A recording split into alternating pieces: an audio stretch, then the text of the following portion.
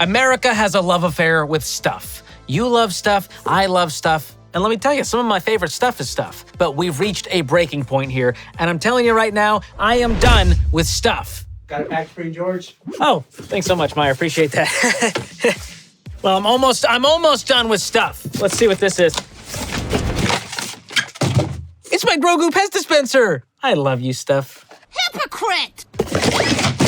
Anyway, garages aren't even for cars anymore. They're for throwing Amazon boxes on top of piles of junk that you may or may not even use again. We even rent tiny houses called storage units just to hold extra stuff that we can't shove on our attics, garages, and basements. This is insane, and we are paying a price for this obsession with stuff. Get this, the self-storage industry is estimated to hit $72 billion by 2028. So why do we do this to ourselves? Well, it could have something to do with the fact that we live in the most marketed to culture in the history of the universe. Over $522 billion was spent on advertising worldwide in 2021, and experts predict it will be over $835 billion by 2026. And companies are spending all of this money to get your money. You're not taking my money. So in today's video, we'll take a look at some of the tactics that companies use to get their hands on your hard-earned cash and what you can do to avoid their psychological mind games. But first, hit those like, subscribe, and share buttons while I see what stuff I got that I forgot that I got. A Bop It! Solo. I'm already sick of it. Bop it, the star. Shut up! No one asked you.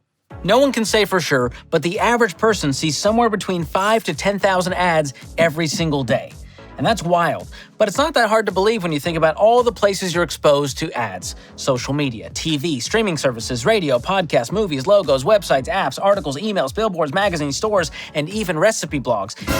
You know what? Especially recipe blogs. Listen, I'm here for the kale salad recipe, not to hear about your childhood memories in Mima's garden while you sneak attack me with 27 ads. It's rude.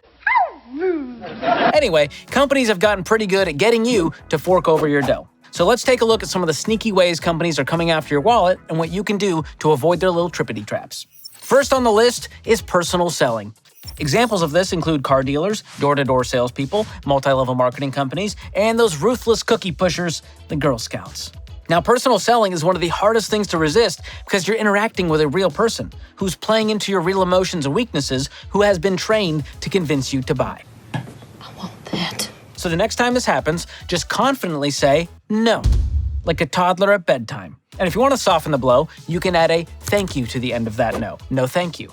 But stand your ground. Don't let anyone pressure you into buying something that you don't need or can't afford. Unless it's Thin Mints. But not Do-si-dos. Those are trash and they should be discontinued immediately. Maybe Do-si-don't. Oh, roasted! Next up, product placement. You think it's just a coincidence that Superman was thrown into a Marlboro truck? That's product placement. But there's another kind of real-life product placement that we run into more often, and that's companies paying to have their products placed strategically in retail stores, like on the end caps of the aisles or on prime eye-level shelf space, which for me is the second to bottom shelf. Ooh, self-burn. Those are rare. And grocery stores are the OG masters of product placement. Here's an example. A hot ticket item at Costco is a whole rotisserie chicken that costs just $4.99 for a whole freaking chicken. And guess where they place them? At the very back of the store. And that means I gotta pass every single free sample station, which for some reason is always run by a cartel of 78-year-old women. And I also gotta pass all those end caps packed with new, high-quality products I didn't even know I needed until now. And all of this is on purpose. And the crazy part about that rotisserie chicken is, it's a loss leader. That means they lose lots of money intentionally in order to draw customers into the store. And it works because it expertly takes advantage of basic human behavior. You walk in to buy a $5 chicken, and you somehow leave with 7 items for a total of $385. So the next time you're in a store, don't follow your eyes, follow a plan, and follow a budget. Keep your eye on the prize, and by prize, I mean the stuff you actually came in to buy, not a Happy Hop Crocodile Cave Adventure inflatable water slide. I have no regrets. The next tactic on the list is brand association. Companies want you to feel like you're living out your values and your passions by buying the products that they sell you. For example, people associate Patagonia with caring about the earth. Harley-Davidson associated with independence. And Juul associated with, I assume, looking stupid and making terrible decisions. Looking at you, Morgan Wallen fans. I'm calling you out. You're good people, Morgan Wallen isn't. Is that better? There you go for it. I'm kidding.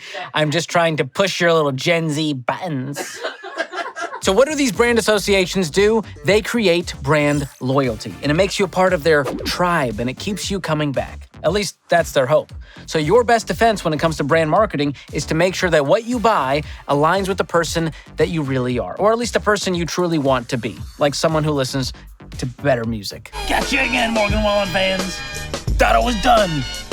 Next up, sales and promotions. Listen, I love a good deal. Nothing gives me tiny joy like typing in a promo code that actually works. But this is a marketing tactic that gets you to buy more. And so are President's Day sales, Labor Day sales, 4th of July sales, Black Friday, Green Monday, Taco Tuesday, clearance aisles, BOGOs, 20% off coupons, and free shipping with purchases of $50 or more. And listen, there's nothing wrong with sales and discounts and promo codes. I'm not mad at that. I'm a fan of researching and strategizing to figure out how to lower my total. But only take advantage of these offers if you're saving on something you already planned to buy.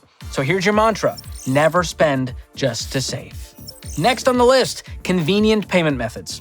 We hardly even need wallets or physical cards anymore. We've got Apple Pay, Google Pay, Venmo, PayPal, Cash App. Pick your payment poison. And I love convenience as much as the next guy. Amazon One Click, Instacart, Auto Ship, same-day delivery. These are modern marvels that I'm thankful for. But all of these reduce friction in the purchasing process, and they like it that way. And it gets dangerous when you can tap one button and 17 boxes show up at your front door, and you open them with only a vague recollection of what you actually ordered at 11 p.m. last night while you were trying to fall asleep to CSI Sheboygan.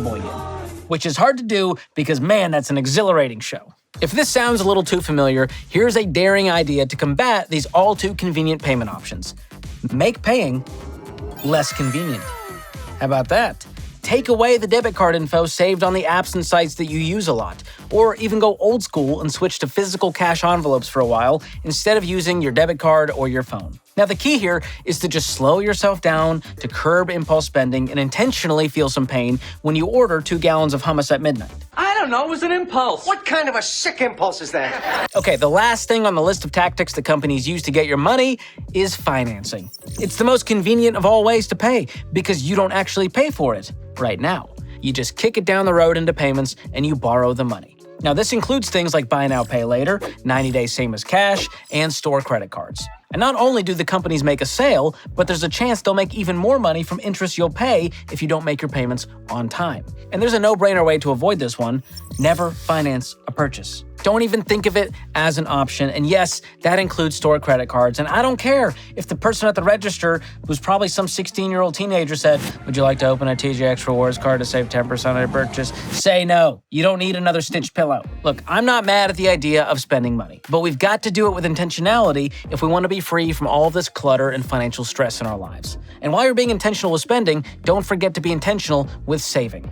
And a great way to do that is with a high-yield savings account. And a great one to check out is from online bank Laurel Road, one of the sponsors of today's video. You can earn a great interest rate, so you're basically making money while you sleep, or at least eating your last 5 tag-alongs, or even writing fan fiction for CSI Sheboygan, which again, exhilarating read.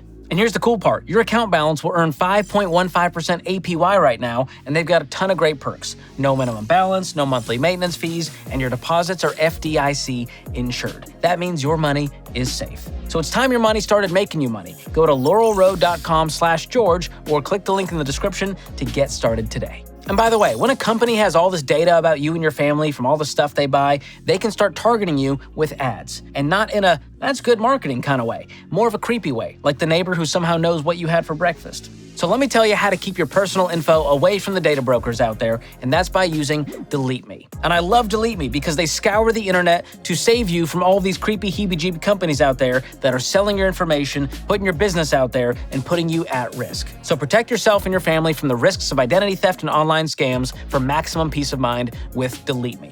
And right now, you can get 20% off by going to joindeleteme.com/George. Just click the link in the description. So now that you know how companies get you to buy crap you don't need, let's talk about a tactic you can use to be a smart spender and avoid the psychological tricks. And it's an acrostic that spells out the word SMART, because I want you to be a smart spender. The S stands for self-awareness, the M stands for motive, the A for affordability, the R for research, and the T for timing. And the process here is simple. If you can answer 5 questions with a resounding yes, then you can purchase with confidence and intentionality instead of impulse and regret. So let's start with the S for self-awareness. Ask yourself, will this add value to my life? Does this have real utility, or am I going to use it once and forget about it?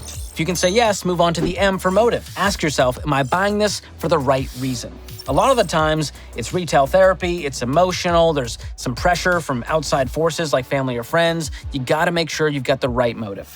Once you do, the next one is the A for affordability. Is this in my budget?